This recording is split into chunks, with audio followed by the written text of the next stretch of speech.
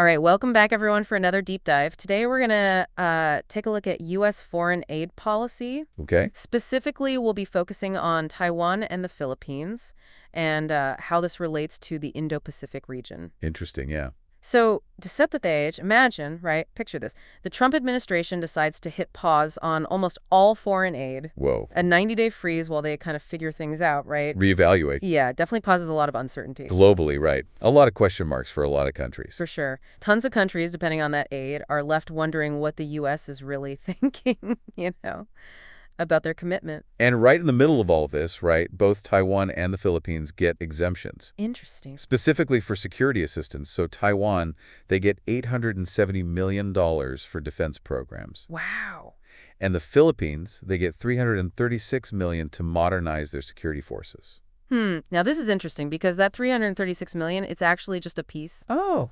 Of a much bigger commitment, like $500 million total from the Biden administration before. Oh, wow. Yeah, so we're kind of seeing both sides of the aisle, recognizing how strategically important the Philippines is. That's a great point. So it's not like a one-time thing, it's more of a long-term investment. Exactly. Okay, so let's get into the why of all this. Why these two countries? Why are they so important to the U.S. that they get this special treatment, when everything else is frozen? Well, you can't talk about this and not talk about China. Right, of course. The official word from the State Department is that this is about sending a strong message, like a deterrent, to China in the Indo-Pacific. So the timing here, right as the Trump administration is starting, it's Yeah. almost like, setting the tone preemptively. Absolutely. Like, this is how the U.S. is going to deal with China in this region. Okay, got it. And it's not even just the money itself, it's what that represents. It's the U.S. saying, hey, China, hey, world, we're here in the Indo-Pacific and we're staying.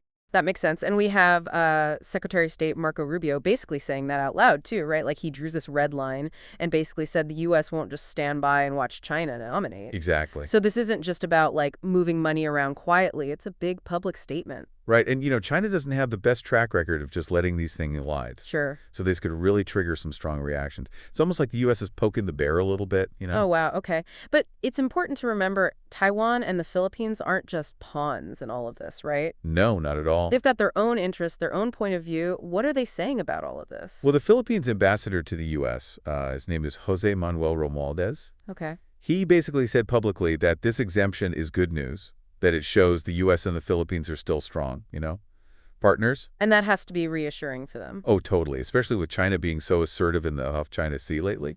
Yeah, and the Philippines military isn't exactly the strongest compared to China, right? Not even close. They're trying to modernize, but it's a tough uphill battle. And they're really insistent on using the term West Philippine Sea Right. when they talk about the waters they claim there. It's like a little act of defiance, pushing back against China, making sure their own claim is heard. So even just the name of this sea is like a battleground. Absolutely. Wow, that's wild. So the Philippines is working on this thing called interoperability, Yes. basically making sure their forces can work alongside the U.S. seamlessly. Exactly. Super important if things were to ever escalate. It seems like the U.S. and the Philippines are pretty much on the same page here. Yeah, for the most part. They agree that China's actions are a problem and that the U.S. is there to back them up. Yeah, but we have to remember this is just the beginning of the Trump administration, Right. That 90-day review is still looming. There's still a lot of uncertainty out there. So these exemptions, while they're a big statement, they're really just one piece of a much larger and constantly changing puzzle. Exactly. It's a puzzle that's changing all the time, and that makes this whole situation,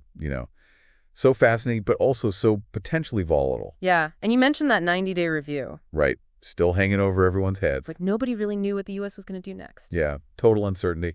A powerful tool in itself, really. Kept everyone guessing. Like watching a poker game, everyone trying to read each other. Exactly. High stakes, too. And of course, the biggest question mark was China. Oh, for sure. How are they going to react to all of this, especially with how assertive they've been in the region? Well, if you look at China's past behavior, they don't back down easily, especially when they feel challenged. Right. They've been pushing back against U.S. influence pretty consistently, using a bunch of different tactics. Military, economic, diplomatic. So it's not hard to imagine them seeing this aid to Taiwan and the Philippines as a provocation? No, not at all. And that could make things even more unstable in the region. It could. We might see China wrapping up their, those harassment campaigns against Taiwan and the Philippines. Maybe even bolder moves in the South China Sea, like testing the U.S., seeing how far they can go. And if that happens, the U.S. might feel forced to get involved even more. Yeah, possibly drawn into a conflict they'd rather avoid. It's a tough spot to be in. Totally a balancing act. And don't forget, this isn't just about the U.S. and China. Oh, right, there are other players. Yeah, Japan, South Korea, Australia, they're all watching this unfold. All with their own interests. Exactly, trying to figure out how this impacts their own security, their own alliances. So what happens with Taiwan and the Philippines could actually reshape the entire Indo-Pacific. Absolutely. And speaking of reshaping things, there's this potential meeting between President Marcos Jr. of the Philippines and President Trump. Oh, wow, their first face-to-face since Trump took office? Yeah, a big opportunity to set the course for that U.S.-Philippines relationship. I imagine security and defense would be top of the agenda. Oh, absolutely. The Philippines wants reassurance from the U.S., like, are you to have our backs if things get really bad with China? Yeah. And the U.S. wants to make sure the Philippines is a reliable partner in, trying to counter China. So both sides have their own goals going into this. For sure. And it's interesting, Marcos Jr., he's trying to walk this fine line. How so? Well, he's definitely pro-U.S. alliance, but he also doesn't want to completely alienate China.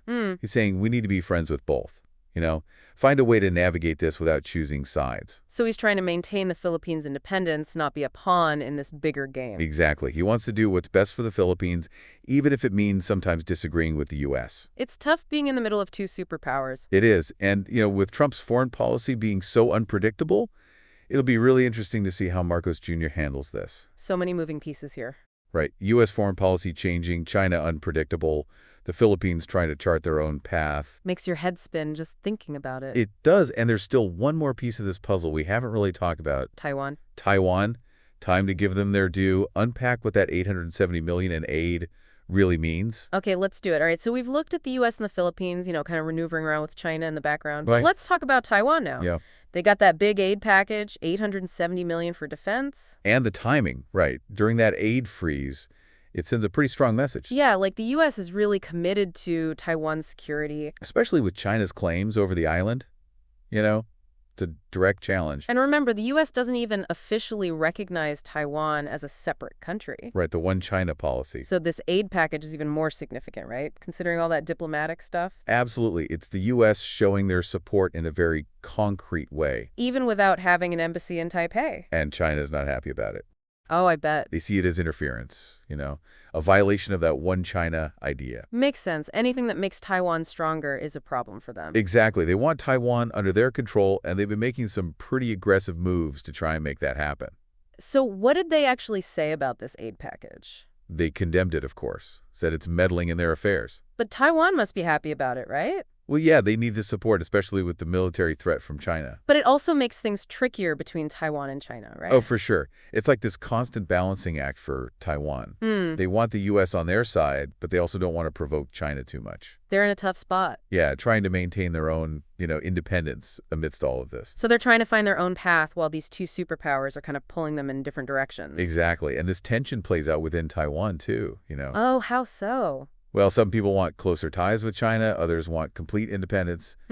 This aid package, while it helps with defense, could actually make those divisions even worse.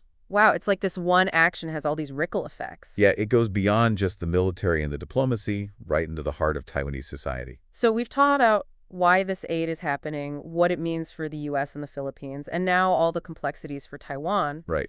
But for our listeners, why should they care about this? It all seems so far away. It's not just about the Indo-Pacific, though. What do you mean? This is about global power, about democracy versus authoritarianism, about the rules of the game for the whole world, really. Okay, I see what you're saying. And those rules are changing, It affects all of us, whether we realize it or not. So this is about understanding those changes, those forces shaping the future. Exactly. And I think it's easy to forget, amidst all the big picture stuff, that there are real people living through all of this. Right. In Taiwan, the Philippines, everywhere. It's their lives that are being shaped by these power struggles. Their stories matter.